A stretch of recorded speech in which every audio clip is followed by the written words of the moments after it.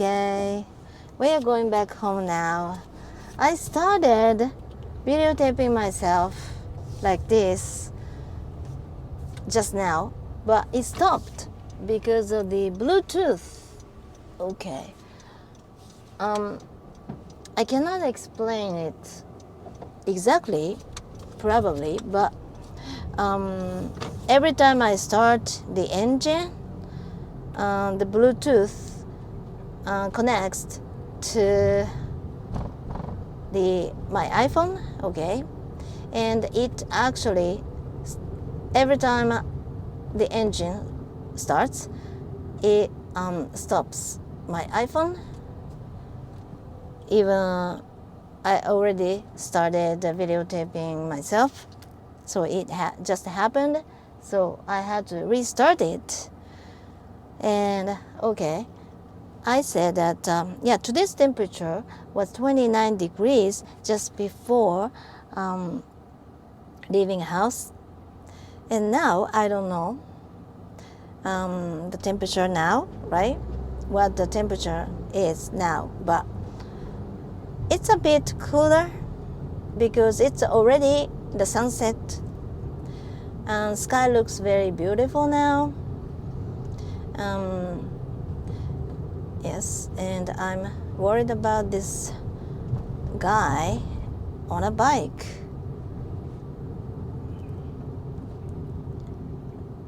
Okay, anyway. Oh my goodness, the car in front of me is trying to turn to the right, even though this is a very narrow road, only one lane each, and this car is trying to make a right turn. Right turn, is it okay? Make a turn to the right, and it did. Okay, so it cleared the way. Is it okay? Clear the way. I don't know if it's correct or not, but and here comes that guy on the bike again. I was catching up with him, but thank goodness he went. He kept going. He's keeping going, and now I'm turning to the left. Okay, now I said that I was talking about a toxic mother, right? Toxic mother, which is about me actually. Okay, I used to be more toxic, like when I was in my 20s, when I was in my 30s, when I was even in my 40s. But at one point I realized that how toxic I was. Okay, I was a bit I was kind of a mother, controlling my daughters, which is not good, right? And at one time I was notified by some of my daughters. Okay, maybe I can explain this in some other time, but today I'm not going to talk about what happened at that time. Okay, today I'm gonna talk about how I'm still toxic.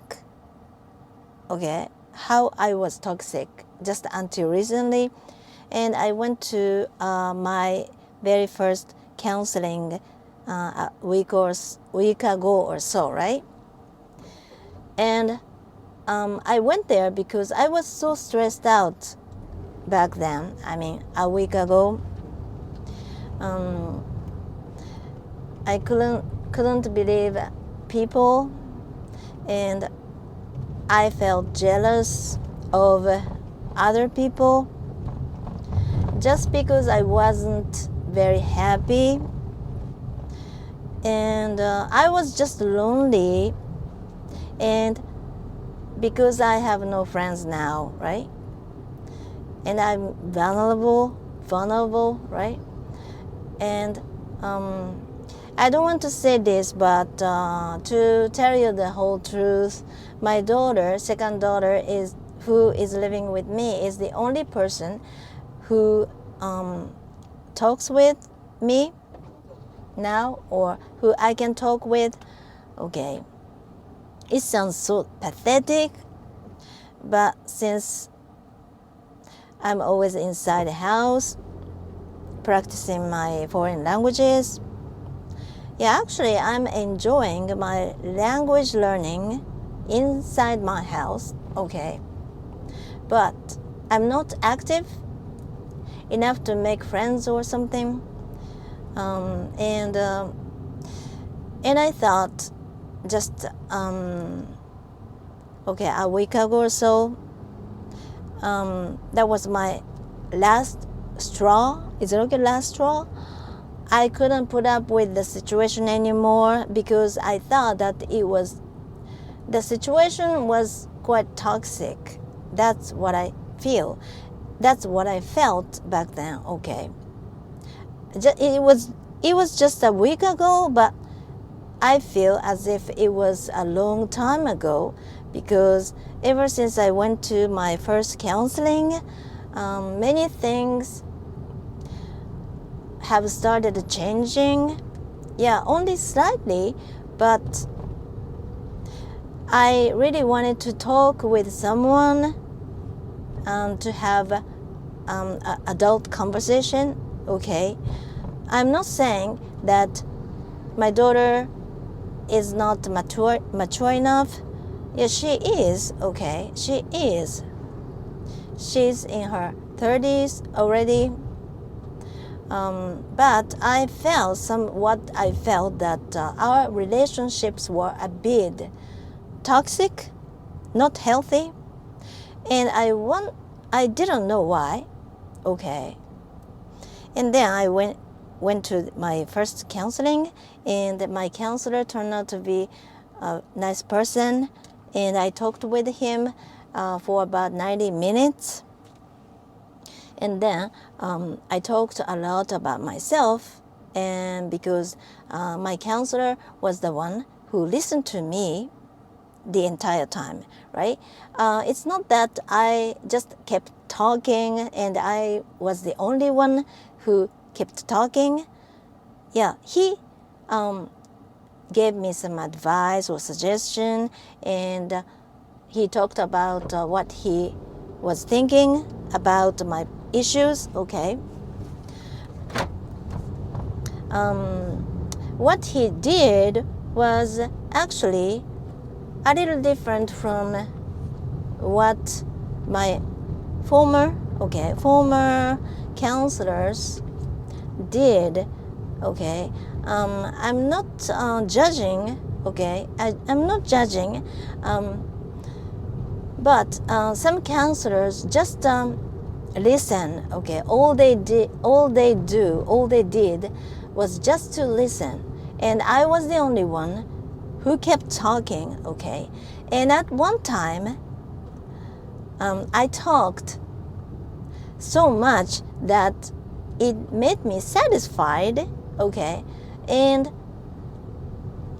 at one time it made me want to start something new, instead of coming to the counseling once every week to talk about my issues or something, talk about what had happened in the previous week or something. My counseling used to be very regular. I mean, I always went there once a week, and fixed. Okay, my counseling was fixed, so I always go there on a particular day a week. It's like a routine.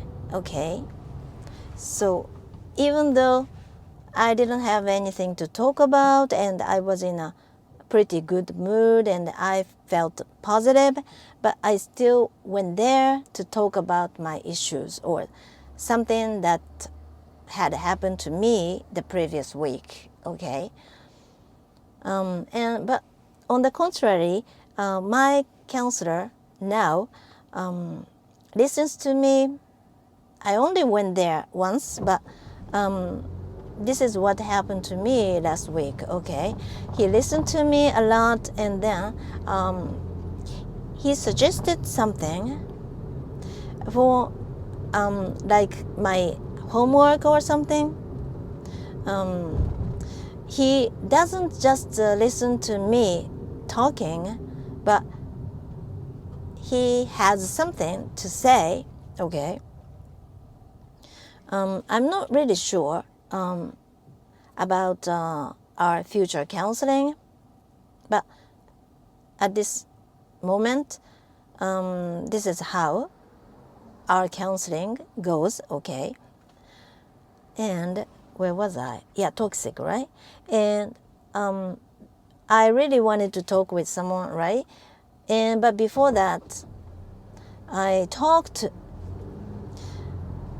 about myself to my daughter a lot, and I totally assumed that it was okay for me to talk about myself to my daughter because we are family, right? We are family members, right? But the counselors told me, admonished me against, is it okay? Admonished. He was nice.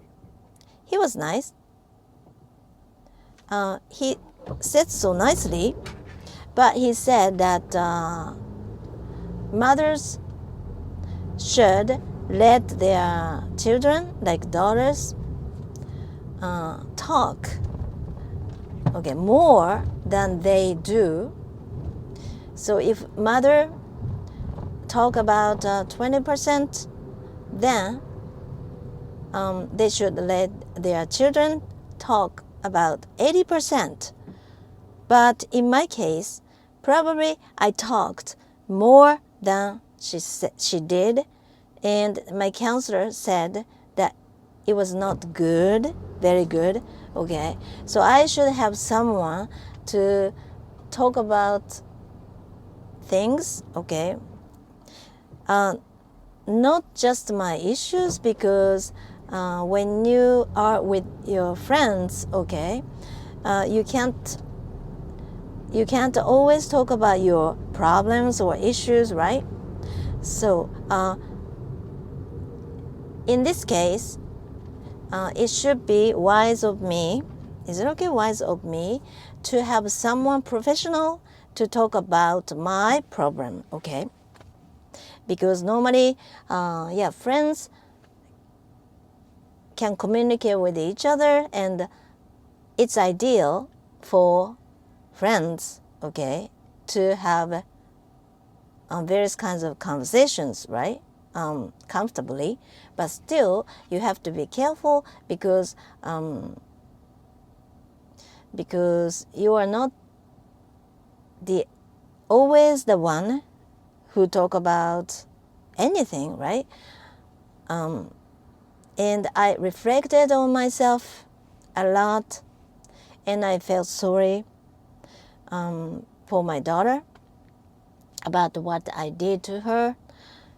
And I was too emotional. I mean, sometimes when I was talking with my daughter, and because I have some attachment issues, right? And ever since I was a child, I always have felt that nobody listens to me as much as I want. I was always hungry. I was always unsatisfied. Is it okay? Unsatisfied. Oh my goodness. I wasn't satisfied enough. And I always wanted other people to listen to me.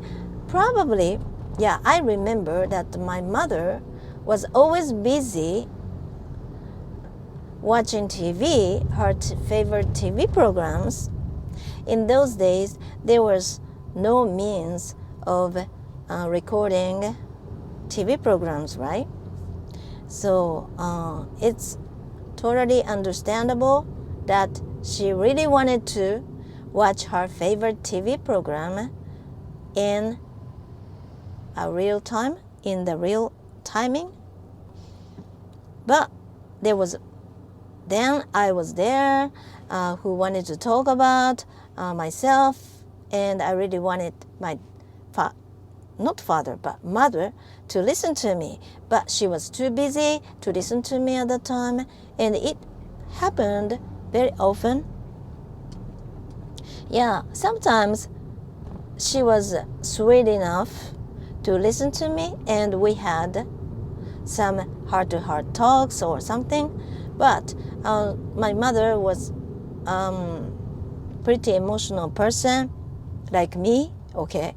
And then when she was in a bad mood, then she said something bad about me, like, you are not gonna be successful no matter what, or something like that.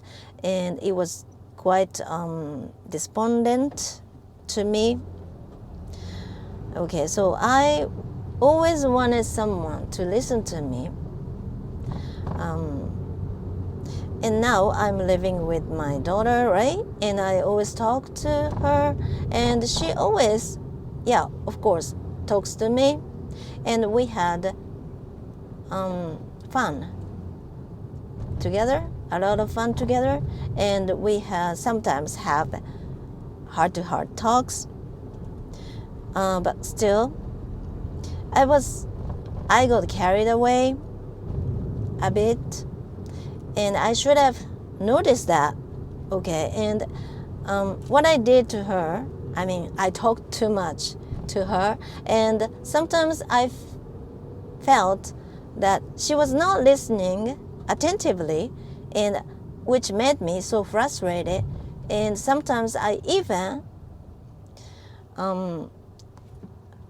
said to her that she was not listening or something.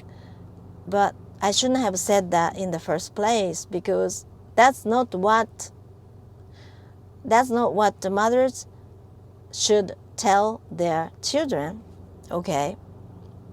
Yeah. We have to mothers should take good care of ourselves, because we are decent adults, we are grown-ups, and so I should have taken care of myself. I should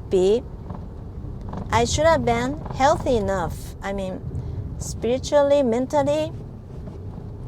Otherwise, my children, okay, my daughters, would be the one who would feel sorry. It's not good for my daughters, okay? I should have known better, and I feel so sorry about this myself. So now I try not to talk as much as about myself as much as I used to. And it's not that I feel frustrated or something. Okay, I understand that.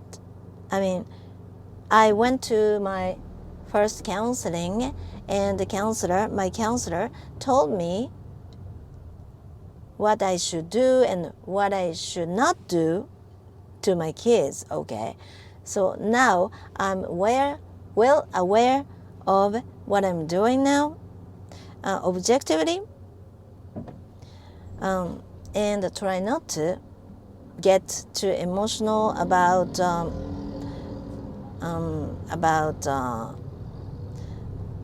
not being able to talk about myself as much as I want, because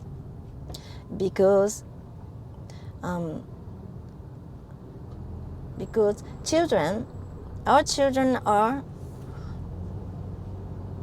not friends. Parents should know about this. And some people are very good parents, yeah, but I was not just until a week ago. Even though I already realized, I had realized that I was not a good mother back in 2011, okay, already. Yeah, a little before that, okay. I was told by some of my daughters that they should decide what they do themselves. And until then, I didn't notice that, and I was not trying to control them on purpose, but still, I was like a helicopter mother. And my counselor told me that this actually made me feel much better, but there's something that I cannot do just because I haven't experienced myself. Like, I haven't been done by my parents. So I hadn't learned how to do this. Like, I don't know how to love other people, or I don't know how to deal with others properly or something. If you haven't been taught by your primary caregivers, you haven't learned how to do it. And some people are smart enough, or they are just lucky to learn how to do such things themselves, okay? But if you can't love other people, or if you can't be nice to other people, or if you can't respect other people just because you don't know how to do it in the first place, because you were grown that way. My counselor said that you shouldn't let it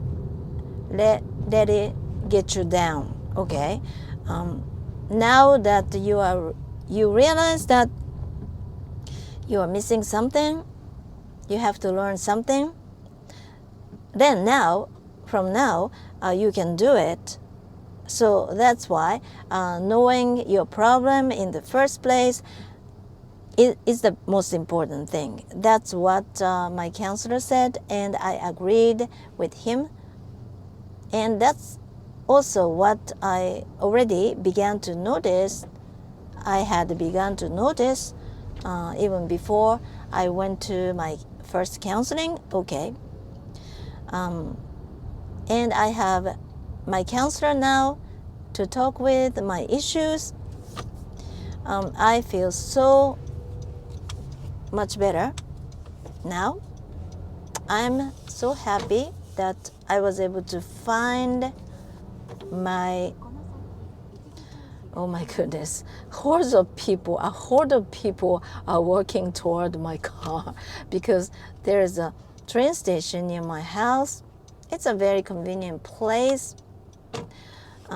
It's like 1 minute walk to the station. But when the train stops and so many people get off from the train, then a horde of people, like not 100, but so many people are walking on the street near my house, next to my house. All right, so maybe I can talk about this this subject some other time too from now, because it's a very serious matter to me. Okay. Anyway, okay, thank you very much for watching, and I really hope that you have a wonderful rest of your week. Okay, talk to you soon. Peace out.